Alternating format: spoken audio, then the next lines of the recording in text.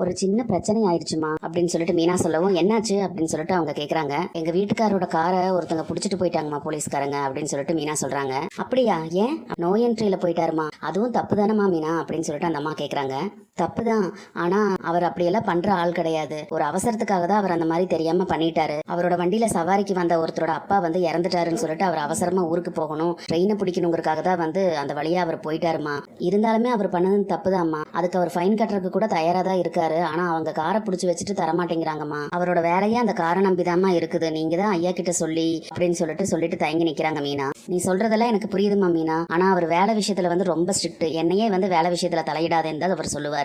இருந்தாலும் நீ சொன்னதுக்கு வேண்டி நான் அவர்கிட்ட கேட்டு பாக்குறேன். சரி, உன் வீட்டுக்கார பேர் என்ன? முத்துமா அப்படின்னு சொல்லி மீனா சொன்னோன்னு, ஒன்னு செய் மீனா, அவர் கொஞ்ச நேரத்துல வந்துருவாரு, என்கிட்ட சொன்னதை அப்படியே அவர்கிட்ட சொல்லிடு அப்படின்னு சொல்லி அந்த அம்மா சொன்னோன்னு, இல்ல எனக்கு ஐயா கிட்ட பேசுறதுக்கு பயமா அப்படின்னு சொல்லிட்டு மீனா சொல்றாங்க. ஒன்னும் பயப்படாதமா, அவர் எப்பவுமே வந்து யார் பக்கம் நியாயம் இருக்குதுன்னு தான் பாப்பாரு. புருஷன் ஒரு நல்லதுக்கு தானே அவர் பண்ணியிருக்காரு, அதனால அவர் புரிஞ்சுக்குவாரு. இருந்து அவர்கிட்ட பேசிட்டு போயிரு, வா உள்ள வா அப்படின்னு சொல்லிட்டு மீனாவை வந்து வீட்டுக்குள்ள கூப்பிட்டு போறாங்க. அவங்க அப்படியே கட் பண்ணி அங்க பார்த்தா போலீஸ் ஸ்டேஷன்ல காமிக்கிறாங்க.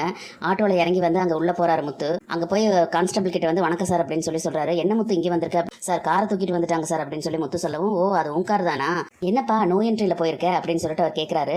இங்க பேசுறது வந்து டக்குன்னு திரும்பி பாக்குறாங்க அந்த டிராபிக் போலீஸ் ரெண்டு பேருமே. சார் நான் அப்படியெல்லாம் எப்பவுமே போக மாட்டேன் சார், ஒரு சவாரி சார் அவசரம்னு சொல்லிட்டு அவங்க அப்பா தவறிட்டாரு, அவசரமா ரயில்வே ஸ்டேஷன் போகணும் வண்டியை பிடிக்கிறதுன்னு சொன்னாரு சார், அதனால நான் அவசரமா அந்த வழியா போக வேண்டியதாகி போச்சு சார், ரோடு பிளாக் ஆயிருந்ததுனால அப்படின்னு சொல்லிட்டு விவரமா எல்லாத்தையும் சொல்றாரு முத்து. எப்ப பாரு அவங்களுக்கு நல்லது பண்ண இவங்களுக்கு நல்லது பண்ணேன்னு சொல்லிக்கிட்டு இருக்க, மத்தவங்களுக்கு நல்லது பண்றதா உன் வேலையா? ஆனா அதுக்காக நீ போலீஸ்காரன் கிட்ட பிரச்சனை பண்ணனது தப்பு தானே சார்? அப்படியெல்லாம் இல்ல சார், நிஜமாவே நான் நல்லது தான் சார் பண்ணேன். ஆனா அவர் தான் அதை புரிஞ்சுக்காம கார் எடுத்துட்டு வந்துட்டாரு சார். முத்து இப்படி சொல்லிட்டு இருக்கும் போது அந்த டிராபிக் போலீஸ்காரர் வந்து இங்க நடக்கிறதே பாத்துக்கிட்டு இருக்காரு. உடனே முத்து இருந்துட்டு, சார் என் பொழப்பே அதுலதான் சார் ஓடுது, மாசமானா டியூ கட்டணும், குடும்பத்துக்கு காசு கொடுக்கணும், பெட்ரோல் போடணும், அதுக்கு கார் இருந்தா தானே சார் பொழப்பு நடக்கும் அப்படின்னு சொல்லிட்டு முத்து சொல்றாரு. அதுக்குன்னு ரூல்ஸ் மீறக்கூடாதுல்லப்பா, அதனாலதான் அவர் தூக்கிட்டு வந்திருக்காரு. நீ அவர் மேல கை வச்சிருக்க கூடாதுப்பா. அன்னைக்கு எப்ப போலீஸ்காரங்க மேல கை வச்சியோ அப்போ உன் பக்கம் என்ன நியாயம் இருந்தாலும் அதெல்லாம் எடுபடாதுப்பா அப்படின்னு சொல்லிட்டு அந்த போலீஸ்காரர் சொல்லிட்டு இருக்காரு. சார் என்ன சார், அதுக்குன்னு என் பொழப்புல கை வச்சா எப்படி சார் அப்படின்னு சொல்லி முத்து கேட்கவும், இன்ஸ்பெக்டர் வருவாரு, அவர் வந்தோன்னா பேசிப்பாரு அப்படின்னு அந்த போலீஸ் சொல்லி முடிக்கிறதுக்குள்ளார முத்துவோட போன் அடிக்குது. அவர் அடுத்து அட்டன் பண்ணி பேசுறாரு. எங்க சார், செங்கல்பட்டுக்கா சார்? சார் சார் ஒரு நிமிஷம் இருங்க சார், நான் உங்களுக்கு திருப்பி கூப்பிடுறேன் அப்படின்னு சொல்லிட்டு திரும்ப கான்ஸ்டபிள் கிட்ட போய், சார் ஒரு பெரிய சவாரி வந்திருக்கு சார், அதை விட்டுட்டேன் அப்படின்னா 2-3 தடவை இந்த மாதிரி ஆயிடுச்சுன்னா வேற பக்கம் போயிருவாங்க சார், இங்க தொழில் போட்டியெல்லாம் அதிகமா இருக்குது சார், உங்க தொழில தான் சார் போட்டி எல்லாம் இல்ல அப்படின்னு சொல்லிட்டு முத்து சொல்றாரு. இப்படி அதிக பிரசங்கித்தனமா பேசாதேன்னு தான் சொல்றேன், போய் வெளியே வெயிட் பண்ணு போ அப்படின்னு சொல்லி அவர் சொல்றாரு. அதை பார்த்துட்டு இருந்த அந்த டிராபிக் போலீஸ் அருண் வந்து, என்ன சார் நீங்க இவங்க கிட்ட எல்லாம் போய் சாஃப்டா பேசிக்கிட்டு இருக்கீங்க, கழுத்து பிடிச்சி வெளியே தள்ள வேண்டியதானே அப்படின்னு சொல்லி சொல்றாரு. அதை கேட்டு முத்து வந்து பயங்கரமா முறைக்கிறாரு.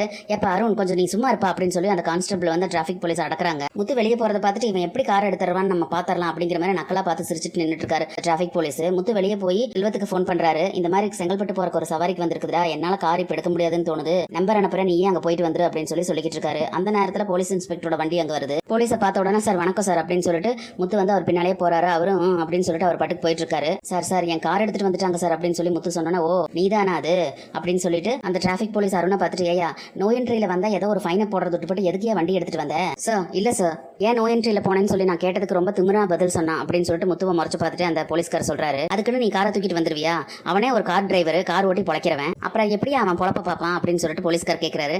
கரெக்ட் சார், நீங்க கேளுங்க சார் அப்படின்னு சொல்லி முத்து சொல்றாரு. யோ நீ கம்முனியா? உடனே அந்த டிராபிக் போலீஸ் வந்துட்டு, அவன் போற இடத்துல எல்லாம் வேணும்னே பிரச்சனை பண்றா சார், நோ என்ட்ரியில நான் நின்றுட்டு இருக்கேன், எல்லா பக்கம் செக் பண்ணிட்டு என்ன பார்த்துட்டு பார்க்காத மாதிரி போறான் சார் இவன். உடனே முத்து இருந்துட்டு, சார் அப்படியெல்லாம் இல்ல சார், கார்ல சவாரிக்கு வந்தவரோட அப்பா வந்து தவறிட்டாரு சார், அவசரமா ரயில்வே ஸ்டேஷன் போகணும், அந்த ட்ரெயினை விட்டா ஊருக்கு போக முடியாதுன்னு நான் சொல்லி அவர் கெஞ்சி கேட்டு அழுதாரு சார், அதனாலதான் சார் நான் அந்த மாதிரி போக வேண்டியதாயிருச்சு, நான் செஞ்சது தப்பு தான் சார் அப்படின்னு சொல்லிட்டு முத்து சொல்றாரு. இவர் சொல்றதெல்லாம் வந்து இன்ஸ்பெக்டர் அப்படியே பார்த்துக்கிட்டே இருக்காரு. சவாரிக்கு வந்தவரோட நம்பர் கூட எங்கிட்ட இருக்கு சார், நீங்க நம்பலைன்னா அவர்கிட்ட வேணாலும் பேசி பாருங்க சார் அப்படின்னு சொல்லி சொல்றாரு. உடனே இன்ஸ்பெக்டர், நான் தான் பேசிக்கிட்டு இருக்கேன்ல, நான் ஏதாவது கேட்டா மட்டும் பதில் பேசு, அது வரைக்கும் சும்மா நில்லு அப்படின்னு சொல்லி சொல்றாரு.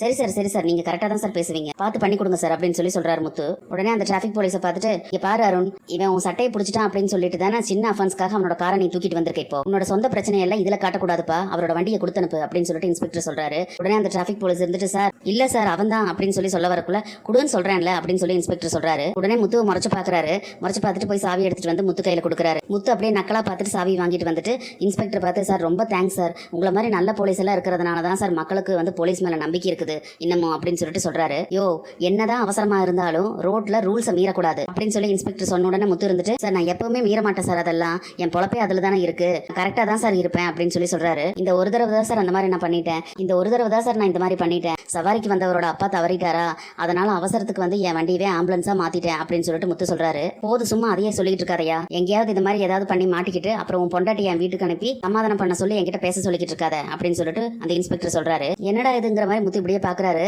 இன்ஸ்பெக்டர் என்ன புரியுதா, ஏதோ உன் பொண்டாட்டி என்கிட்ட அவ்வளவு தூரம் கெஞ்சி கேட்டுக்கிட்டதுனால தான் வந்து அந்த பொண்ணோட முகத்துக்கு வேண்டியதான் உன்னை விடுறேன் இப்போ அப்படின்னு சொல்லி அவர் சொல்றாரு.